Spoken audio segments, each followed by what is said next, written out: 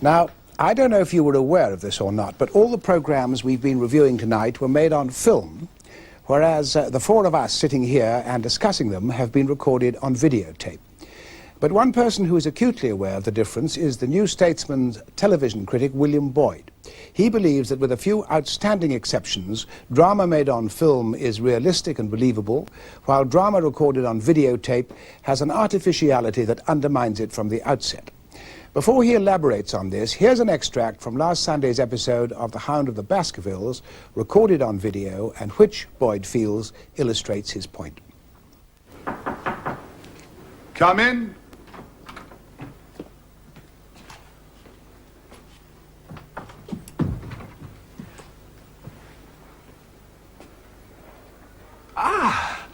I'm so very glad. I thought I might have left it at the shipping office. I would not lose this stick for the world. A presentation I see from Charing Cross Hospital. When I married, I left and set up in the country. But how No could you... matter. Dr. James Mortimer. Humble MRCS, sir. I presume I am addressing Mr. Sherlock Holmes. And this is my friend, Dr. Watson. Glad to meet you, sir. That was a typical, entirely orthodox piece of video drama, but I'm afraid that I can't accept it as realistic anymore. I just can't suspend my disbelief. It's got nothing to do with the quality of the set, which is good, despite the somewhat hollow clonk of the door shutting, or the somewhat mannered acting. It's something to do with the very quality of the picture itself. It looks completely artificial to me, far too brightly lit, with most of the light coming from above. And also the focus appears too sharp, the shadows unnaturally precise and well defined. Compare that scene with this from the Ghost Sonata. Here there is absolutely no attempt to be realistic. The aim is not to approximate to real life, and the artificial nature of video, the same glaring light, the same harsh light and shade, perfectly suit the stylized ambitions of the production. But the quality of the picture here is exactly the same as that we saw in The Hound of the Baskervilles, whose aims are the complete opposite. May I have the cup? What are you staring at? Am I so repulsive? Oh, I see. I haven't slept all night, so of course you think I've been dissipating. Give me a drink of water, girl. I've earned it. I've been bandaging wounds all night, tending the injured. I was there when the house collapsed yesterday evening. Now you know. The vast majority of television drama wants to be accepted as realistic. For various reasons, the dominant style of television drama is realism, and, in my opinion, the best type of television drama is the one that not only accepts this burden of realism, but also welcomes it and responds to it positively. But the nature of the videotape image, it seems to me, has become a major obstacle in preventing this realism from functioning at its best or most effective. If you think that The Hound of the Baskervilles looked artificial in that short scene, then the unreality of video is more damagingly exaggerated when, as happens in almost every play or series, video is combined with film. This has the effect of stressing the realism of the film sequences and exposing the sham of the videoed ones. This example is from a play about John Keats. We move from the entirely authentic exterior scenes shot on film to the terrible staginess of the set and the fake brilliance of video. I cannot look on any budding flower but my fond ear in fancy at thy lips, and hearkening for a love sound doth devour its sweets in the wrong sense. Thou dost eclipse every delight with sweet remembering, and grief unto my darling joys doth bring. I made a promise to your grandmother I intend to keep. I'll do my best for all of you. Thank you, Mr. Now, it's quite conceivable that many people watch a play without ever registering when the move is made from video to film and back again, but I find it quite impossible to ignore.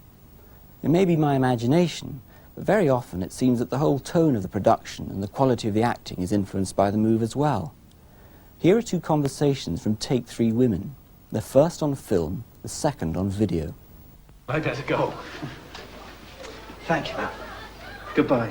Oh, perhaps you could come to the next parents' evening.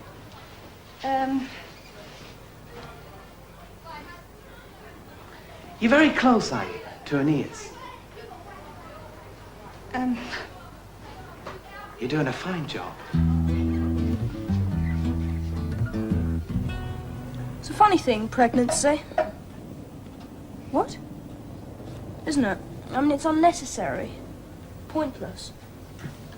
Sex life Life of the pea. Does it have one? Of course it does. Pollen germinates directly from the stamen, which is the male organ, onto the stigma, which is the female organ. It fertilizes itself. Very clever.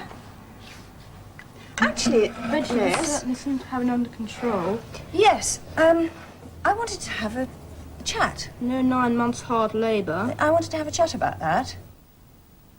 How does that seem to you? Notice the harsh shadows on Susan Jameson's face.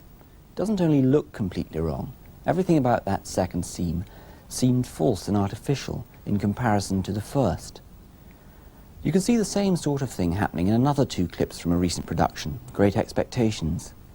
Here we have an amazingly effective fight, with Stratford Johns practically drowning himself in the mud to make it all seem realistic. Problems arise when you try to create an exterior scene inside a studio. Have a look at this extract from Shaw's Man of Destiny. To be fair, it's very difficult to do, but it needn't always end up as absurd as this. Shall we be friends? Your friend? You will let me be your friend? You see, I show my confidence in you. What? What is the matter? Show your confidence in me? That I may show my confidence in you by letting you give me the slip with my papers, hmm? Ah, Delilah, you have been trying your tricks on me again. And I have been as gross a gull as that jackass of a lieutenant of mine. Come, the dispatches, quick, I'm not to be trifled with now. General! Quick, I tell you! You dare address me in that tone? Dare? Yes, dare! Who are you that you should presume to speak of me in that coarse way? The vile, vulgar, Corsican adventurer comes out in you very easily. You she-devil. Once more and once only, will you give me those papers or shall I take them from you by force? Take them from me by force. Awful, isn't it? All that soupy orange light, rubbery ivy hanging off the walls. Look by way of contrast at a similar type of scene from Richard Eyre's production of The Cherry Orchard. This seems to me to be immeasurably superior. It almost manages to reproduce the feeling of being outside, inside. Have you read the English historian Buckle by any chance?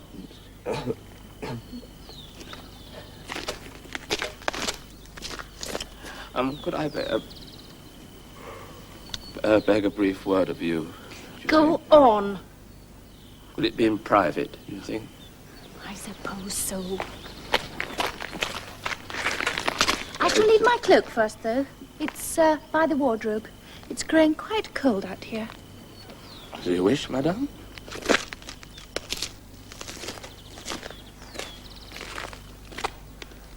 I think I know now what I should do with my revolver.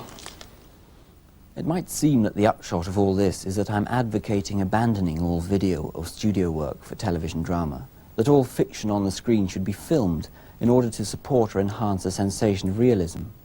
But that would not only be impossible to achieve, but also unnecessary. The video style that I've been criticizing may dominate, but it's not the only approach. That clip from The Cherry Orchard showed an alternative. Here's another example, a scene from Jonathan Miller's Antony and Cleopatra. This possesses qualities entirely different from the usual studio Shakespeare, a sense of depth and space, and with none of the bland overall effect of being too brightly and too uniformly lit. It almost looks as if it's been shot. It is achieved by a combination of directorial skills, special lighting techniques, and thoughtful set design that have more in common with the shooting of film than with the recording of the average television play.